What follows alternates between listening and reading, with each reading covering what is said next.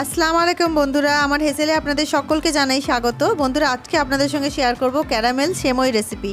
আর caramel ক্ষীর recipe কিন্তু আমার চ্যানেলে আপলোড করা আছে, তো আপনারা চ্যানেলে ভিজিট করে দেখে নেবেন। তো বন্ধুরা, রেসিপিটি আজকে দারুণ হতে চলেছে। একদম অন্যরকম একটি সেমই রেসিপি আপনাদের সঙ্গে শেয়ার করতে চলেছি। তো ভীষণ টেস্টি, অসাধারণ খেতে হবে রেসিপিটি। তো অবশ্যই আমার সঙ্গে থাকুন, রেসিপিটি দেখতে থাকুন।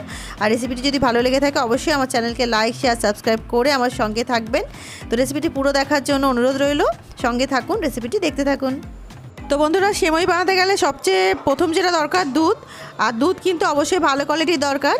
তো আমি এখানে দুধ নিয়ে নিয়েছি, আর সেটাকে 1 কিলোর থেকে কম আছে, এটা পুরো 1 কিলো নেই, কিন্তু খুবই ভালো কোয়ালিটির দুধ নিয়েছি বন্ধুরা। আর যত গাঢ় দুধ হবে, যত থিক মিল্ক হবে, তত কিন্তু সেমই টেস্ট হবে। তো অবশ্যই দুধটা কিন্তু ভালো কোয়ালিটির ইউজ করার চেষ্টা করবেন।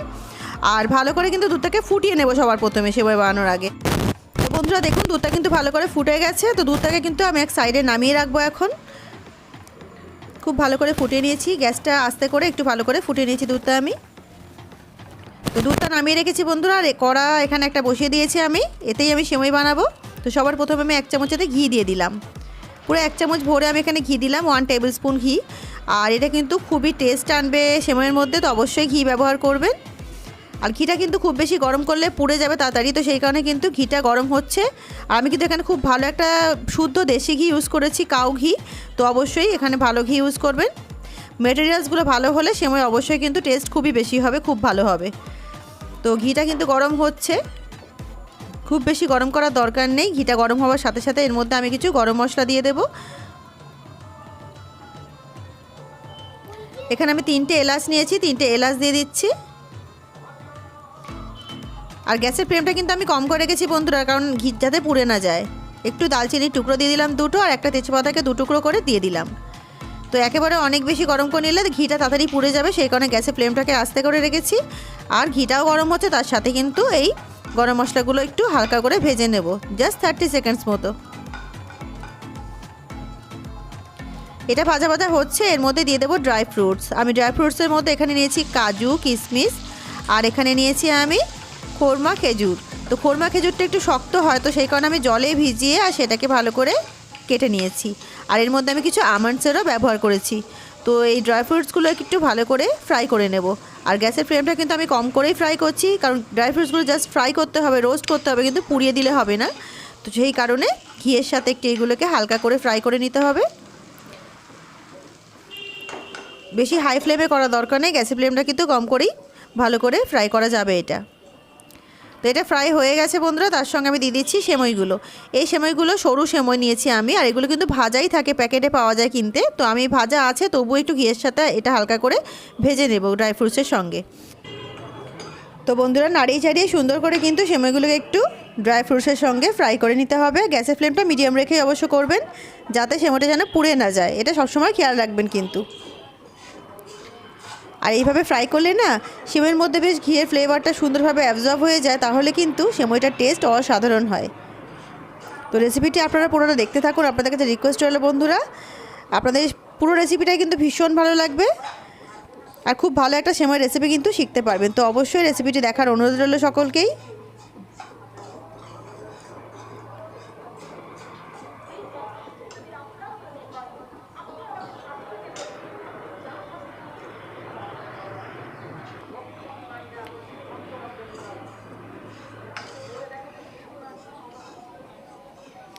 গ্যাসের ফ্লেমটা আস্তে রেখে সুন্দর করে কিন্তু সেমইগুলোকে আমি ফ্রাই করে নিয়েছি।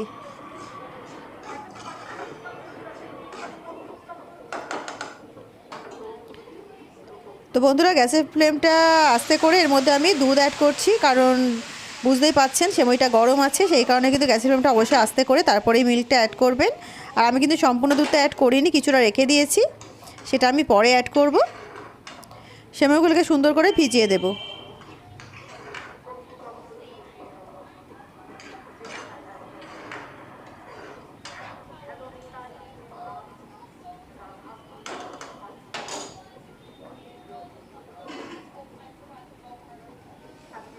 আরও কিছুটা দুধেতে অ্যাড করে দিলাম, আর কিছুটা আমি রেখে দিচ্ছি, সেটা পরে অ্যাড করব। এই সময় কিন্তু অনেকটা পরিমাণে দুধ লাগে, তো অবশ্যই একটু বেশি পরিমাণে দুধটা এতে ইউজ করবেন। সেমইয়ের তুলনায় কিন্তু অনেকটাই বেশি দুধ এতে ইউজ করতে হয়।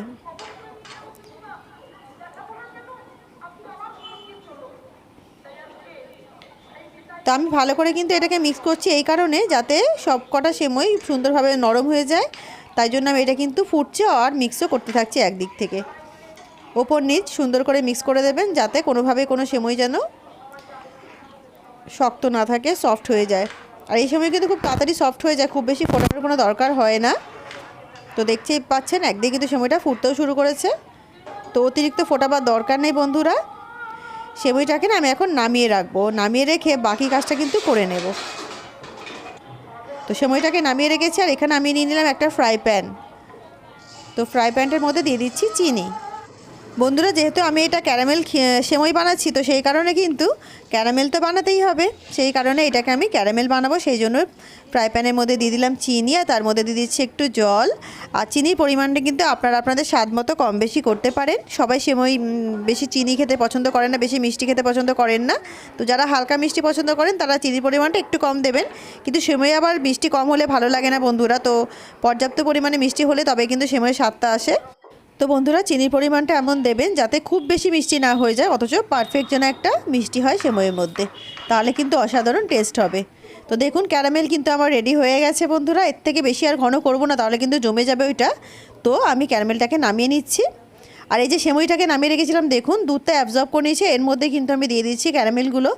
আর বন্ধুরা ফুটন্ত সেমইয়ের মধ্যে কিন্তু গরম ক্যারামেল ঢালতে যাবেন না, তাহলে কিন্তু গায়ে ছিটিয়ে পড়তে পারে। সেই জন্য সেমইটাকে আমি নামিয়ে রেখেছিলাম কিছুক্ষণ, নামিয়ে রেখে ক্যারামেলটা বানাচ্ছিলাম। তো হালকা ঠান্ডা হয়ে গেছে সেমইটা, সেই কারণে কিন্তু আমার গায়ে ছিটিয়ে পড়লো না। তো এটা কিন্তু একটা ভালো টিপস, অবশ্যই মনে রাখবেন। তো বন্ধুরা দেখুন ক্যারামেলগুলো দিয়ে দিয়েছি। অসাধারণ কিন্তু একটা ক্যারামেলের ফ্লেভারও হবে সেমইটার মধ্যে, আর দারুণ টেস্ট হবে বন্ধুরা। এইভাবে একবার সেমই বানিয়ে দেখবেন, আপনাদের কিন্তু ভীষণ ভালো লাগবে। তো ক্যারামেলটা দেওয়ার পরে ভালো করে সেমইটাকে মিক্স করে নিতে হবে ক্যারামেলের সঙ্গে।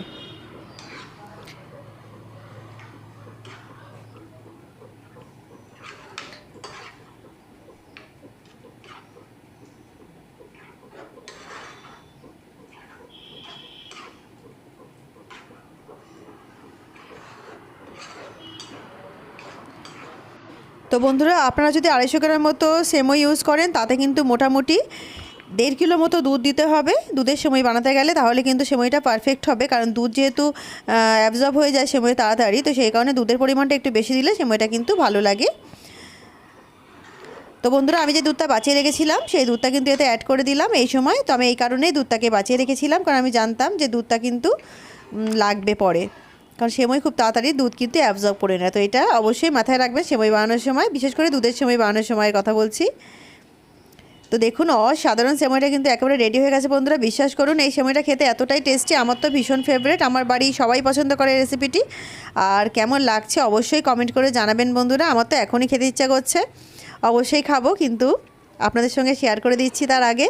আর আপনাদের রেসিপিটি কেমন লাগলো অবশ্যই কিন্তু আমাকে কমেন্ট করে জানাতে ভুলবেন না একদমই। দেখুন লাগছে না লোভনীয়?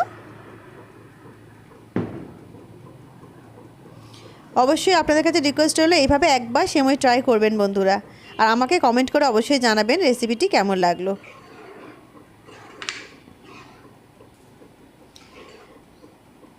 তো বন্ধুরা রেসিপিটি পুরো দেখার জন্য আপনাদের সকলকে জানাই অসংখ্য ধন্যবাদ। আর আমি দেখুন তেজপাতাগুলো তুলে ফেলে দিচ্ছি, কারণ তেজপাতা কিন্তু ফ্লেভার অ্যাবজর্ব হয়ে গেছে, আর দরকার নেই এটাকে রাখার, সেই কারণে তেজপাতাগুলো তুলে ফেলে দেবেন।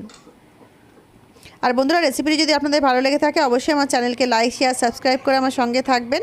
দেখা হচ্ছে একটা অন্য নতুন রেসিপির সঙ্গে, ততক্ষণ সবাই ভালো থাকুন, সুস্থ থাকুন। আল্লাহ হাফিজ।